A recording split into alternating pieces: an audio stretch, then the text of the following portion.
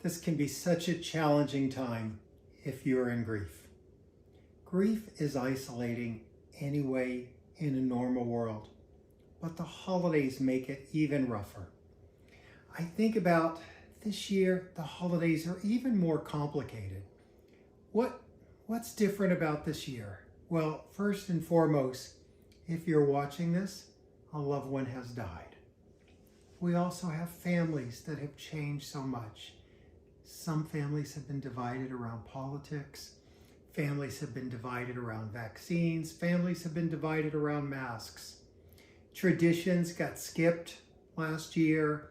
People didn't get together, or less people got together. And now we're trying to figure out how to resume.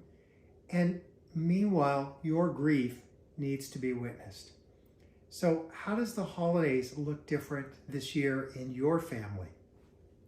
I'm David Kessler. I'm a grief specialist. I deal with healing and loss after life's toughest tragedies. I've been in them myself. I've had both my parents die. I've written 2 books with Elizabeth Kubler-Ross, one with Louise Hay. And after all my years of experience working and dealing with grief, I also had to deal with the death of my own son. So I don't come to this just professionally. I come to this as a human being and as a person also. But I wanted to put together some tips to help you through the holidays. And these are things that people over the years have shared with me and things that I've seen work that I want to pass on to you. My goodness, I think about all that you have to deal with. First of all, there's the social pressure. I mean, even when a loved one hasn't died, there's pressure to have an amazing holiday. You know, the hallmark ideal holiday. And you can have this feeling that everyone else out there is having a better holiday than you. If your loved one has died, that probably is true on some level. And grief is messy. We have social media. Everyone looks perfect, but what you see is not the reality. I had a friend, I think it was 2 years ago, I looked at her family photo, their holiday dinner. Oh my gosh, I thought, boy, what a perfect family. I remember talking to her a few weeks later and saying, oh my gosh, you look like you had the ideal family. She told me it took 10 takes to get that picture. Everyone was arguing. Her uncle stormed out afterwards. Her mother said the picture ruined the day. And I had just looked at it and it looked just amazing on social media. And new losses, old losses come up. You have to deal with that. You know, the truth is, I think about like even my own mother. My own mother died 47 years ago. And I can remember right before she died, I went in and wished her a Happy New Year. Every New Year's, I still think of her. I still wish her that Happy New Year. If you're in grief and a loved one has died, the thing is, these days, people around you are going through so much stuff on their own. They're dealing with their isolation. They're dealing with how to figure out this new world.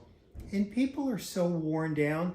In a strange way, they have so many micro griefs on their own. I don't think they have the bandwidth to support you in the way you deserve.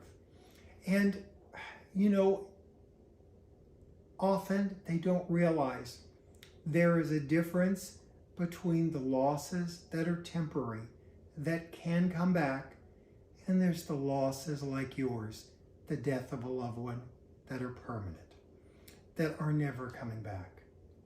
And so as we go into these holidays, our friends may not get the pain, they may not see it, they may be caught up in their own challenges.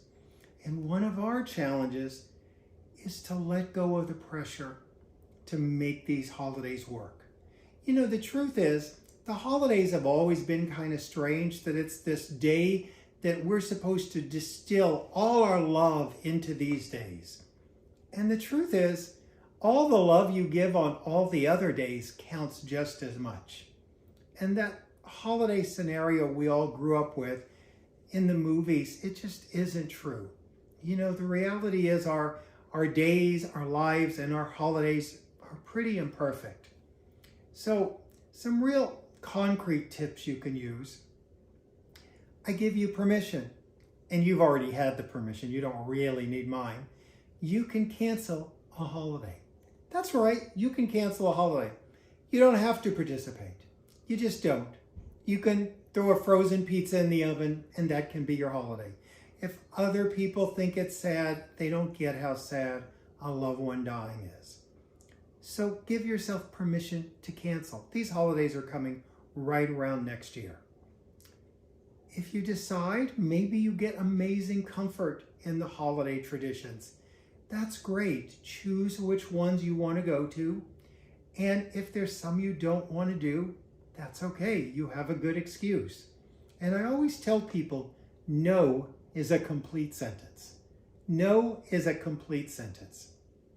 The other thing, this is one of mine. If you go, hope none of my friends are watching, if you go to a get-together, a holiday get-together, I always have an exit strategy.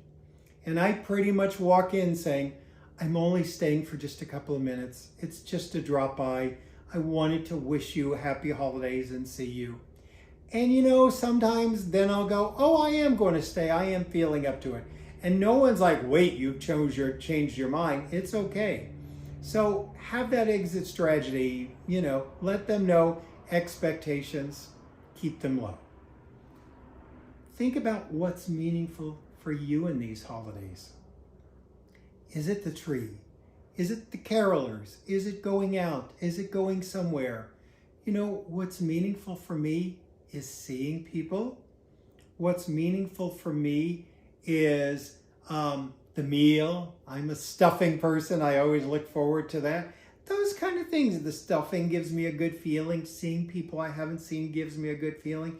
Do the things that are helpful and interesting for you. And this year is going to be a challenge. Maybe your tradition has always been to the kids unwrap the presents, then you have a holiday dinner later, then you all go to the movies. Maybe there's someone now who's going to say they don't feel comfortable going into a movie theater, and you want to respect that. So you've got to change that around. Is that a walk? So there's all kinds of changes. And flexibility needs to be the key. And flexibility is about going with change. And on one hand, you have had so much change.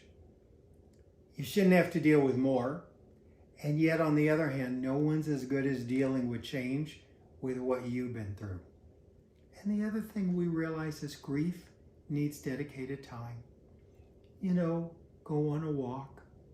What helped me last year's before Thanksgiving, I started the day going to the cemetery to see my son's grave. I gave it that time first thing in the morning.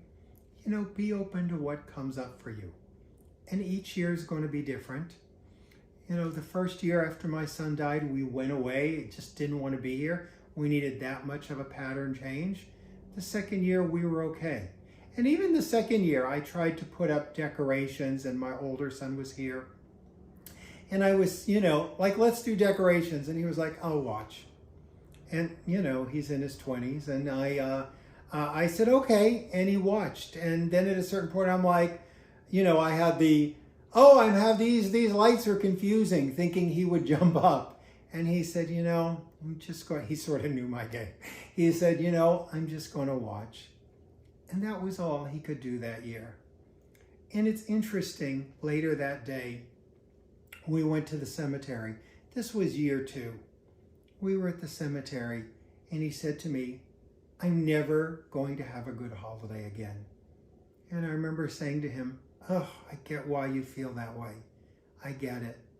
And I said, I probably have, 20, 30 more years here if I'm lucky. I'd hate to think you and I never got to have a good holiday again together. And he went, oh yeah, maybe someday we can. I just introduced that seed that, we couldn't have a meaningful holiday yet, but maybe in the future. So it's important to think about how can we incorporate that loss and, do those things, whether it's lighting a candle for the person. The other thing it's interesting, one of my friends, her family said, there's just, with the Christmas tree, there's just so many memories. It's just so hard. They said, can't we get like a holiday tree? And she said, a hotel tree. And she said, what's a hotel tree? And they went, can't we just get a tree and get a bunch of decorations from Target and just do that? And it's just like the kind of tree you would see in a hotel, and it's not all the memories that hurt. And she's had a couple of years now of having a hotel tree, or the kind you would see in your local bank or something, that it's just a tree that's beautifully decorated and it doesn't have all of the other stuff that goes with it. The other tip I want to give you is you're going to have needs. It's going to be tough. Give people a direct ask. We live in a grief illiterate world. They don't know what to do. They don't know how to help. You got to directly ask them and let people know how to support you. And it's okay to say, I'm figuring out what I need. One person shared with me, a friend takes them out a couple of times a week and they start their day with coffee. And they said, just having coffee with another person after my spouse died, since we had coffee every morning together, just having a couple of days of connecting with someone first thing in the morning helped them. Another friend of mine recently, she shared, I had called her to see how she was doing, and she said she loved being checked on. So just notice, someone else said someone was sharing some humorous cartoons with them every once in a while, once in a week. And they said, if anyone said they were going to send me a cartoon in grief, I would say no. But they just did it, and I got to tell you, it was okay, and I actually needed the laugh. So other people would have found that horribly insulting. It's different for all of us. Our grief is so unique. That's why you're the expert to tell people what you need. I remember after my son died, someone had just left a basket of bakery goods outside the door with a beautiful note. There wasn't a social interaction involved. They were like just thinking of you and wanted to bring something by. I thought that was a beautiful thing. Just saying, can I come over and take a walk with you? Or giving someone just a call on a random Tuesday. So we got to give people instructions despite the fact I wish you didn't have to. The other thing I want to tell you that's so important I've learned is to give positive feedback. The truth is, I got to tell you, I'm someone that if you did it wrong, I can spend 10 minutes telling you what you did wasn't helpful. But if you do something right in grief, I might not mention it. And I've really had to learn to do the opposite in grief and in life. That, when someone calls and it really helps me, I say, I want to thank you for calling. I mean, it really helped that someone called, or it was really helpful. Or I tell other friends, it was really helpful in my grief that this person put the basket. It lets people know how to support you and maybe how to support other people in grief. So when people do something that's helpful, tell them about it, brag about to other people. We look at our traditions. Traditions really start not with a commitment, but just doing something one year, trying it. And if it feels good, you do it another year, because you might start doing some new traditions. Recognize also the things that are out of our control. Boy, have you learned things are not in your control. So do what you can, show up, stay in your lane, do what suits you. Also be aware of the children during the holidays, because there's so much death around. Children need us to show them life goes on, and children show us that life continues. So that's a really helpful thing. Maybe it's, watching a movie in honor of your loved one. Maybe it's cooking their favorite meal. Maybe you just have a private ritual that you listen to songs, you watch a favorite movie, you light that candle. At the end of the day, the grief is between you and your loved one. Someone told me they now have a special stocking that they write a letter every year to their loved one. The other thing is compliment people on legacies. If someone shows up with a recipe that was their loved one who died, tell them that's so wonderful that they keep that alive. When you see someone has their uncle's sense of humor, let them know you love that they have their uncle's sense of humor and they're keeping them alive. And we're the ones have to remind people it's okay to say our loved one's name. We actually want to hear their name. And in all this struggle around the holidays, realize what can't be taken away. Your hope, your love, grief is ultimately your love. Can't take that away. And if you're alone and you don't have community, you know, there's so many ways we can find communities. Maybe your church was nice, but you weren't really involved. Maybe you get involved now. Maybe there's a neighborhood group of people that got together that, you know, you and your husband or you and your kids were standoff, whatever it is. Now maybe you do get a little more involved. Maybe there's an invitation from a coworker that you never would say yes to, that maybe now you do. Community is so important. So find resources, share resources. They're so important in grief. One of the things I have that helps many people if you need additional support is Tender Hearts. Tender Hearts is a wonderful community, I say, of courageous grievers, because you know getting up every day is courageous in grief. And I come on and we talk multiple times during the week. We connect through Zoom. And there's some people, it's a large group. There's some people who are up front and talking. Others stay in the background and just want to watch.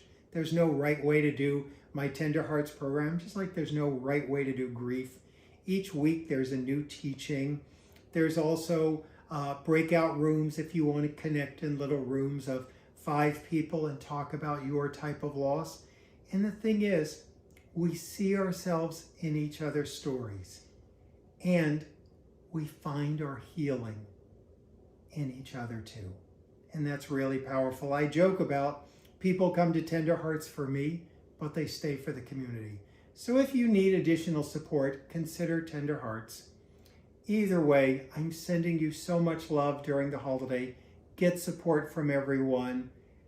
It's so important that you take care of you because you have been through so much. And the holidays magnify it all. Thanks so much.